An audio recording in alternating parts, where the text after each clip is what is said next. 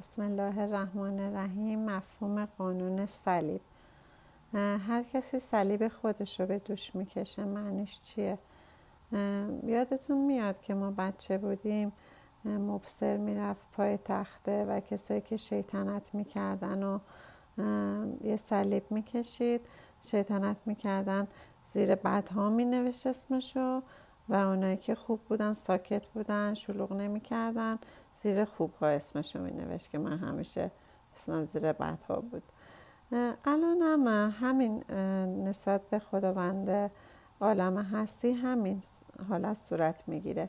یعنی ما اگر بعد به حال دلمون توجه کنیم، اگه حال دلمون خوب باشه، همیشه شاد باشیم و این شادی رو بتونیم به دیگرانم اشاره بدیم و حال دل دیگرانم خوب کنیم، تو قانون صلیب زیر شبکه مثبت هستیم، زیر تشعشع مثبت هستیم.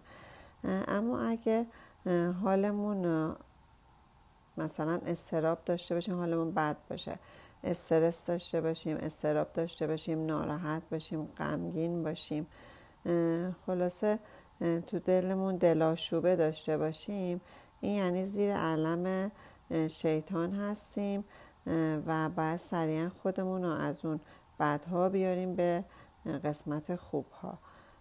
وقتی چون زیر پرچم خداوند بودن مشخصه حال آدم بد نمیشه، همیشه حال آدم خوبه، چون وصلی اتصال داری به خداوند.